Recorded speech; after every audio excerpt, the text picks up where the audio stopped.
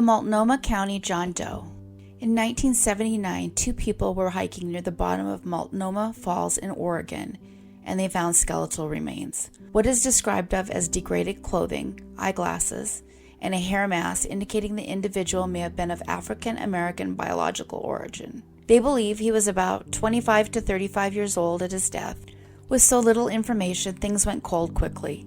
They didn't have their own anthropologist to look at the bones, so they sent them to the Smithsonian Institution in Washington, D.C., and there they stayed. His remains were re-inventoried in 2005 and re-examined in 2006.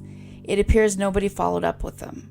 When analysis confirmed that the body belonged to someone of African American heritage, they would go ahead and release the information to the public and hope something could be done to identify him. They weren't able to tell much more. The cause of death couldn't be determined, and therefore they were unable to determine if it was accidental or if it was homicide. In 2013, a forensic artist in Clackamas County created a composite drawing of what they felt the man may have looked like in life. Then, nothing more would happen. 4 years would pass, and a sample was eventually provided to the University of North Texas Center for Human Identification in Fort Worth. It was here that the DNA was uploaded into the database.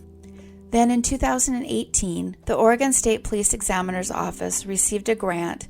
It was designed to provide innovative DNA techniques on unsolved or unidentified skeletal remains. This was finally the break that this case needed. Our Jane Doe's case was located in CODIS, but so far there hadn't been a hit as to the identity. This case was, in fact, one of the oldest in Oregon's facilities to go unsolved. They decided to try the DNA phenotyping and investigative genetic genealogy. Parabon Nanolabs entered the picture at this time, offering a report last year. It led to officials reaching out to a woman and asking if she had a sibling that went missing. Sadly, she did. And in February 2021, they would conclude the remains belonged to Freeman Isaac Asher Jr. Freeman moved to Portland and suddenly went radio silent. Some relatives assumed the worst and that he had passed away, yet others had hope. The hope was suddenly dashed, but his family was open and saying that they were finally glad to know what happened to him. His niece released a statement on Facebook saying, "My uncle Freeman Isaac Asher Jr. was missing for 40-plus years. We had no idea if he was alive or dead." She went on to say that it hurt that it happened, but she's happy for closure. She thanked God for the technology that identified Freeman, saying it hurts as though it just happened and it's heartbreaking, but she thanks God they have the answers. There are no details as to how long he may have been there when found, but Mr. Asher would have been 32 in 1976. Freeman Asher Jr.'s remains went unidentified for 42 years. Christy Crystal Creek Doe, also known as Jane Doe 3 UFM. In the decades since her remains were found, Missoula County detectives made multiple attempts to uncover her identity. They worked with a variety of forensic experts who would go on to examine the remains over the years, investigating for hours but to no avail, finding no leads. This year, however, Missoula County's Cold Case Unit received some state funding that would allow the Cold Case Unit to partner with Othram Labs in order to use DNA to solve cases that would not be solved otherwise. For Othram's part, they spent weeks of family tree analysis, interviews, and DNA testing of relatives. And in the end, they were finally able to give back her name. Thanks to the DNA, the Missoula County Sheriff's Office confirmed her identity as that of Janet Lee Lucas. She was a young mother who was living in Spokane, Washington when she went missing in the summer of 1983.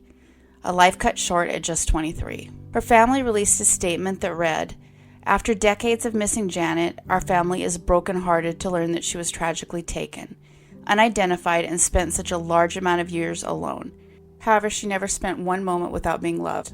Janet had a contagious smile, a warm personality, and she wore her heart on her sleeve. It turns out that Janet grew up in California and Washington, and she had 7 brothers and sisters.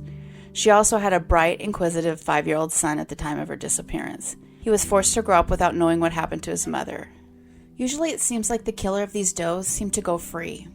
Sometimes because they have no leads as to who the person was, so they don't know who killed them. But we covered one not too long ago that seemed to be linked to another case, and the crazy thing was that the police didn't even investigate. They admitted that the 2 cases of 2 different Doe murders could be linked together, saying there was no way to know without the victims' names. Which is kind of crazy because maybe if they had investigated, they would have found the 2 victims' names. That was thankfully not this case, however. There was a local serial killer named Wayne Nance, who they strongly believe killed her. He ended up with the serial killer moniker of the Missoula Mauler. All of these murders were found to be pretty similar to Janet's. Nance is suspected of killing at least 6 people in Montana in the 1970s and the 1980s. But he was shot and killed in 1986 after he attacked Doug and Chris Wells in their home. He left Doug for dead, but he survived and he was able to take out Nance, although sadly it was too late for his wife Chris. As a result, Nance was able to escape paying any price for any of the other lives he took. The other sad aspect of this case, though, is that 3 different does were originally buried without their names. Debbie Deer Creek, who was identified in 2005 as Marcy Bachman, age 16, and Betty Beavertail was identified in 1985 as Devonna Nelson, 15. Janet was 23 when she was last seen alive in Sandpoint, Idaho in 1983. She went unidentified for 35 years. Had her life not been taken when it was, she would be a grandmother of 4 today. The Mammoth Lakes Jane Doe. In May of 2003, a shallow grave was found near the Shady Rest Campground in the Mammoth Lakes National Forest in Mono County, California. In it were remains of a middle-aged woman believed to be a descendant of a local Indian tribe. She was between the ages of 30 and 50 when she passed away, and was only about 4'6" to 5 feet tall. She had at least 1 child before her death, and she was likely murdered. There were actually some witnesses. They had seen her in the same forest with a man who was apparently her husband, a man described as white, heavy-set, and belligerent. Investigators eventually came down to the name Barbara Pacheco Santiago as a possible conclusion as to who she was. The case eventually went cold. It would turn out that her name was not Barbara. It was Isabel Sanchez Bernal. The man suspected to be her killer has been charged. His name is Diego Santiago Hernandez Antonia. He was arrested at the age of 47, and he was charged with 30-year-old Isabel's murder. Isabel is from Puebla, Mexico, which is near Mexico City. Her murderer is from a local town of Mammoth Lakes. He remains in jail without bond. Isabel went unidentified for 18 years. The Simpson County Doe. On October 9, 2001, the Kentucky State Police received a report of human remains that were found at the 12-mile marker off of I-65 in Simpson County in Franklin, Kentucky. Sadly, there were no real leads as to who the body might belong to. They were able to tell the person was white, female, between the ages of 25 and 35, and had died about 2 months before as a result of a homicide. She was around 5'4", and she had reddish-brown or blonde hair. They believe she had given birth to a child in the past and may have been pregnant when she was murdered.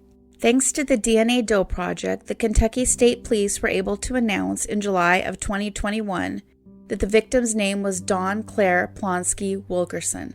She was 45 when her life was taken. A representative for the DNA Doe Project stated, "Every time we have identified a candidate, it's bittersweet, because while we possibly solve the case, there's a family now that starts to deal with a whole different level of grieving and mourning, because now they've got those answers. So often this is expensive and it takes grants. But in this case, the Kentucky State Police funded the case entirely themselves, in hopes of finding Dawn's name. It wasn't an easy identification either. The highest match they got was about a third cousin range. It turned out that Dawn was around 45 when she went missing from the Nashville, Tennessee area. Her body was found in October of 2001 and went unidentified until July 30th, 2021. She was unidentified for 19 years. If anyone is interested in helping identify some of the nameless, please take a moment to check out the DNA Doe Project. They always have a variety of cases that needs to be solved, and they let you donate to whichever one you want to fund. It's a great way to help, and you have a choice in doing it. That's it for today. Thanks everyone for watching and listening. Hit the like and subscribe button if you haven't already.